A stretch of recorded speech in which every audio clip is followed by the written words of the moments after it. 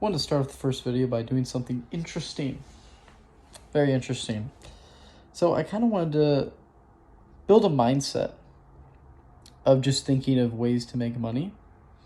So the first thing I have to do is not only understand ways you can make money, but just do them, because then you'll constantly see that, oh, they pay me for this, he pays me for that, they pay for this, and then you can kind of finagle yourself into a way where you are valuable in the marketplace. And I think that's where I want to get to. So what I will be doing today is collecting cans and then taking them to a recycling center. So we're gonna see how that plays out. On our way to the beach. It's currently 7:30 in the morning. I'm on my way to the beach right now to collect some cans and also ground a little bit in the process. So we'll see how this goes.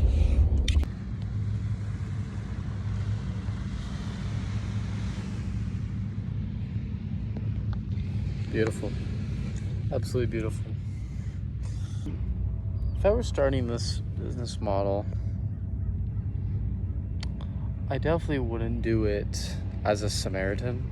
And I'm not saying that that's the reason I did it myself, but there's definitely not just cans lying around like people would lead you to believe, like, oh, you can just help pick up trash. I think the majority of what I gathered was from my own house or straight out of recycling bins that would have already been recycled. So it's a little bit interesting, because you're not actually helping the environment, because it would have been recycled anyways, but you are making money off it. I will say I found quite a few cans. We're getting there. I say probably about like $2 is in there. If it's 10 cents per aluminum can, and then whatever it is for plastic, we'll probably get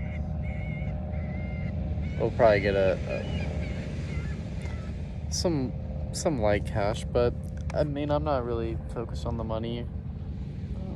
I'm more focused on the journey and the person I become in the process. So this guy's coming all close, huh? What's up, buddy? How we doing? Yo, close. I'm right here.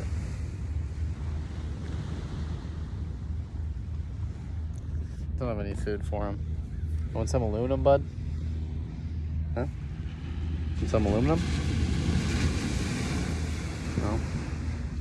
I think what I've learned is you gotta go to a place with trash cans, particularly recycling bins, and just take the cans if you wanted to actually do this right.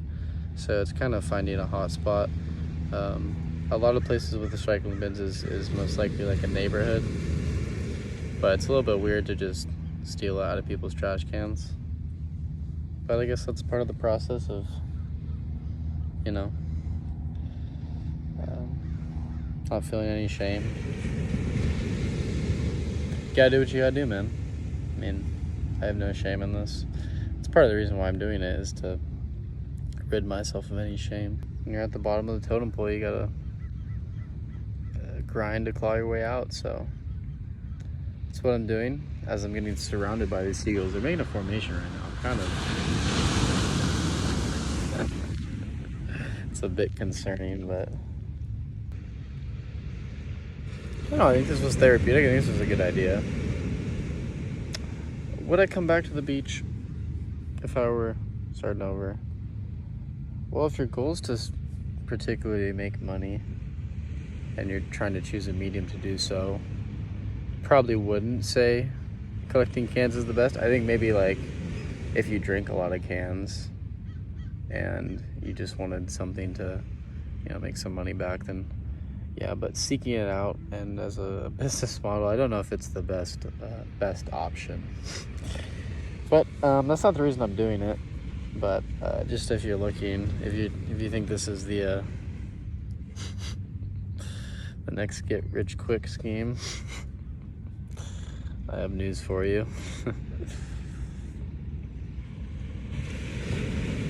Definitely a good experience, though. I'm happy I did it. I think a neighborhood on the day of trash and you go at like 5 a.m. or you go like super early, I honestly think that would be best. And then you can kind of learn which neighborhoods trash come on which days, and then you can go on that morning. So if you want to go like 5 days a week, you could find a neighborhood that had the trash coming each one of those days, like Monday through Friday or whatever, whenever you want to do it, is all I'm saying, is find a neighborhood close by. Maybe there's a way to find like the cutoff points online, or maybe you just have to learn. This is beautiful though. Absolutely beautiful. That'll be the thumbnail, probably. Alright, well, off to the indoctrination camps pretty soon. See you there. Oh my goodness. Look what I found on my walk back. Is that 40 cents? Live in-person view of the indoctrination camp.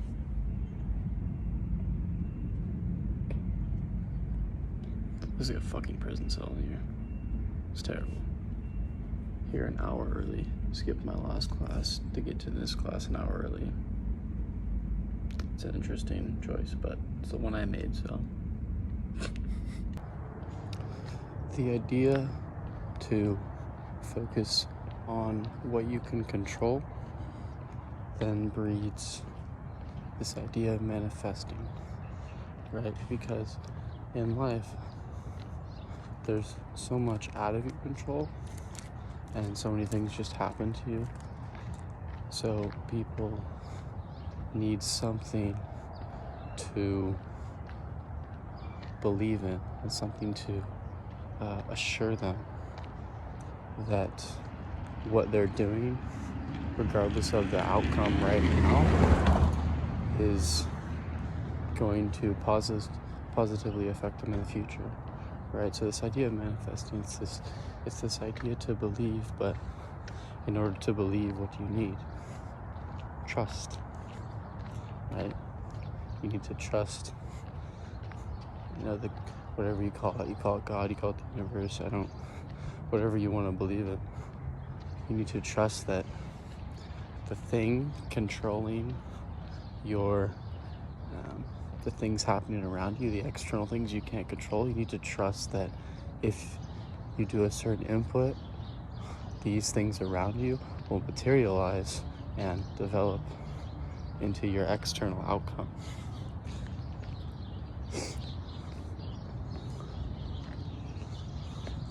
So this idea of belief, trust, the key to manifestation is to believe or think as if you already have the thing that you want. And this idea, one, institutes the idea of trust, but also what most people don't understand and what most people screw up on is, if you know something to be true, if you believe something to be true, truly, you do not doubt.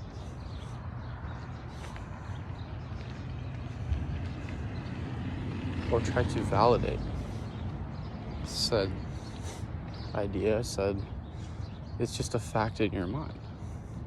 So when most people manifest, they watch The Secret, they watch The Law of Attraction, they doubt as things around them change their perspective. Why? They lose trust. So it's difficult to manifest, and people just say, oh, you just have to believe, but they don't really understand what it means to believe. If you believe something, you know it to be true. You do not doubt it based on certain things happening on that day. You know it to be true. Therefore, you do not doubt it to be true. So, a little data set for you guys. Just got back from the recycling center, and after all that work, I went home with a grand total of $2.53. Now, judging the cost of the bag and the cost of other of gas, probably made around $1, I would say. So worth it?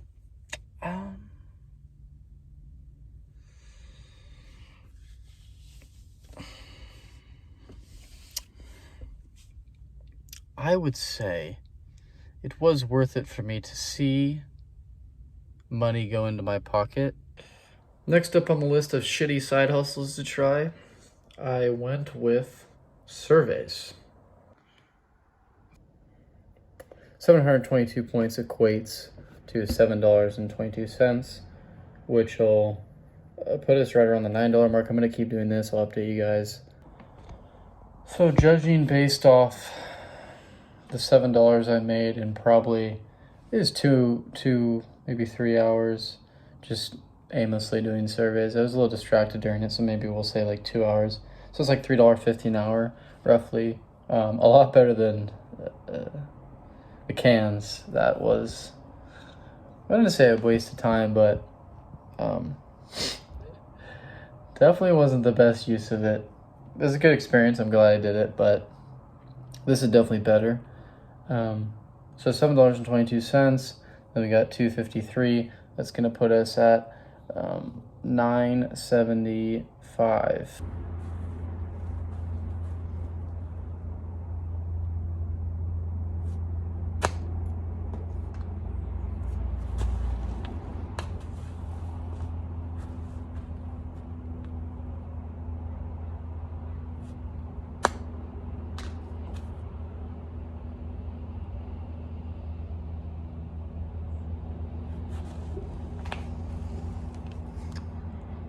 I'm gonna count it.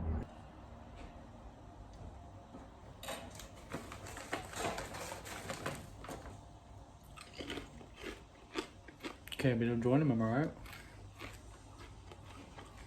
Okay. Olive oil. Don't worry. Going on a trip to the desert for the weekend. So I have to set intentions in my daily journal for that, but yeah, should be good. See you there. What is this? Benjamin's burial.